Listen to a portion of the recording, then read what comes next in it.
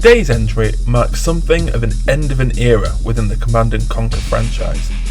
The follow-up to the wildly successful Red Alert would be the final Command & Conquer game made by Westwood Studios prior to their incorporation into EA Games. But the pros and cons of EA's acquisition of the Command & Conquer license is a discussion for next time.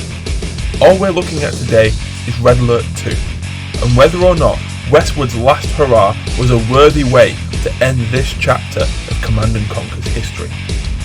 I'm Strategy Tom, and this is the classic review of Red Alert 2.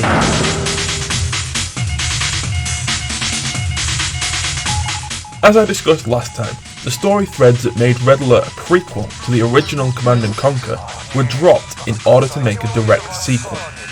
While we're never given an exact date, Red Alert 2 has some serious Cold War era vibes to it, and I believe it is supposed to be set sometime in the early 70s. We begin the game right at the moment that the peace between West and East breaks down. Through some of the dialogue, we can surmise that at the end of the events of the previous game, the Allies set up a puppet government in the USSR, making the descendants of the Romanov Tsars the new premiers of the Soviet Union. Premier Romanov manages to launch a surprise attack on the United States with a full-scale invasion coming from both sea and up through Mexico. How was the Soviet Union able to launch an invasion on this scale without the US having any prior knowledge of it? Through the power of mind control, obviously. Premier Romanov's chief advisor is a psychic called Yuri. He has managed to control and manipulate the right people within US intelligence in order to keep the attack a surprise. He also mind controls someone at Missile Command, who then launches the missiles without opening the silo doors, rendering the American nuclear retaliation moot as they all explode in their silos. The story of Red Alert 2 knows exactly what it is, a ridiculous B-movie of a game that makes little sense when you stop to think about it. But that is what is so brilliant about it. I love a silly and ridiculous story that knows it's silly and ridiculous and just rolls with it. And Red Alert 2 certainly rolls with it. Within this ridiculous story is a very simple objective. The Soviets want to successfully invade America and Europe, while the Allies wish to push back and defeat this new Soviet menace. The story is told to you, once again, through the faceless protagonist that you inhabit. The addition of a third-person protagonist was the most egregious thing for me about Tiberian Sun, and I'm so glad that it's gone. The characters speak directly to you, the commander, or Comrade General, as your Soviet superiors will say. It's a joyous ride of over-the-top set pieces with ludicrous characters. In short, it's everything a Command & Conquer game should be.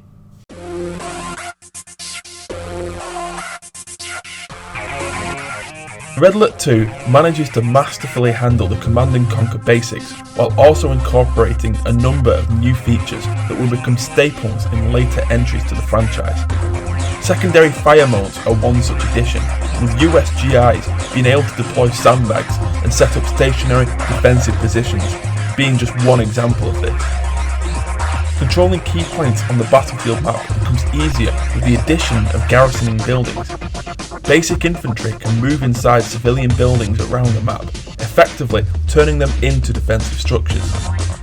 Red Alert 2 continues the trend set by the original Red Alert by giving lots of love and attention to both air and naval warfare. The sheer variety of units on offer is astounding, with both sides really feeling unique in a way not really achieved before. The Allies rely on technological advantages provided to them once again by Albert Einstein, who, in this alternate timeline, appears to have lived an extra 20 years or so, as the actual Albert Einstein died in 1955. They rely on experimental tech such as the prism towers and prism tanks, cloaking technology, and the return and advancement of their chronosphere technology. In Red Alert 2, the Allies' ore harvesters had the chronosphere technology incorporated into them. After they are done collecting ore, they simply teleport back to base. The Soviets, on the other hand, rely on sheer numbers and heavy armour. The chief battle tank of the Soviet arsenal is the huge and deadly Apocalypse tank. a weapon that makes the old mammoth tanks look like a child's plaything. But it's not only the tanks that are bulky monstrosities. The Soviet Harvester is a hideous, blocky, Cold War looking thing with a machine gun attached to it. On the ocean, they have the Dreadnought, a massive warship loaded with devastating missiles. But perhaps the most iconic member of the Soviet roster is the Kirov airship, a slow and lumbering but hugely destructive and heavily armoured Zeppelin that will seriously ruin your day if you don't have ample anti-air ready to stop it. As well as the heavily armoured behemoths they have at their disposal, Yuri has also provided the Soviets with the ability of mind control. Perhaps the coolest aspect of this is the mind-controlled giant squids that are used to drag Allied vessels to Davy Jones' locker. The actual levels themselves are fantastic. There is once again a healthy mix of base building missions and levels where you are given a small force to infiltrate and destroy your enemy from within. Regarding those latter levels, Red Alert 2 really takes it to a whole new place. The Soviet level in Paris is by far one of the best levels I've ever played in an RTS game. The Soviet Tesla Troopers have a secondary ability of being able to power up and boost the lethality of Tesla coils.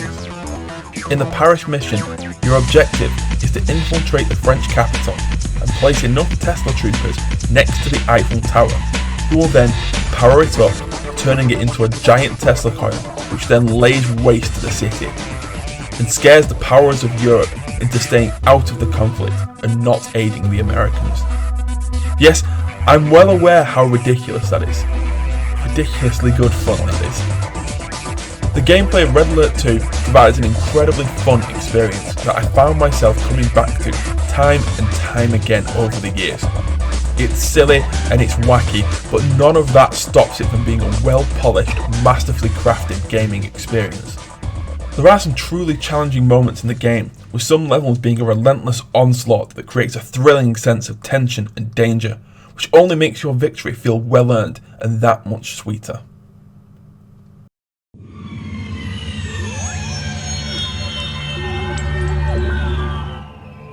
I have previously stated that Hell March from the original Red Alert was the greatest piece of video game music ever, and that I would fight you if you said different.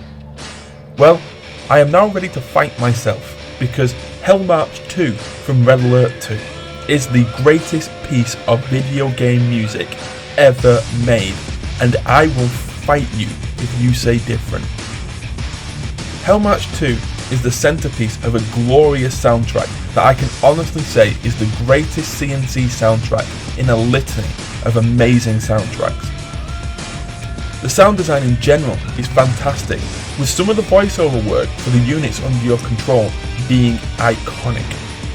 It would be remiss of me not to mention the epic moment when the Soviets' behemoth of an airship is released and every player on the map hears the words Kirov reporting. Graphics wise, Red Alert 2 saw the engine get another update, and the game is beautiful to look at when you consider that it is 20 years old now. Not only is the graphical quality good, but the actual design work is top notch too, as the maps are a colourful and vibrant place, and the levels are actually interesting and diverse, as are the designs of the units and buildings. The difference in aesthetic between Allied and Soviet bases and armies is strikingly apparent, and it just makes the whole game that much more engaging. As usual, the video cutscenes are phenomenal, with an amazing cast of characters that really suck you in and involve you in the game. The cast of Red Alert 2 is made up of several actors you may have seen in other things, but rarely in the lead role. People such as Barry Corbin, who was in Anger Management, you know, that show Charlie Sheen did after he got fired from 2.5 Men. There's also Carrie Wooer, who was in Eight-Legged Freak with David Arquette and Scarlett Johansson. Sure you all saw that one. There's also Ray Wise from Twin Peaks.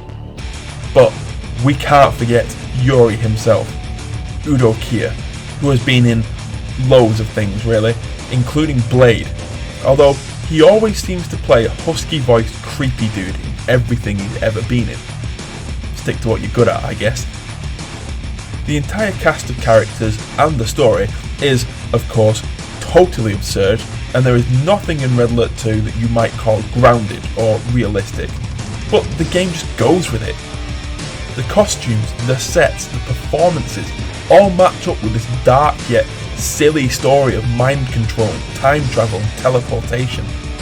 It all fits in with the tone of a sci-fi movie of its era, a dramatic and ridiculous take on the Cold War era Red Scare of the 70s and 80s. It's just such an unbelievably fun game to play.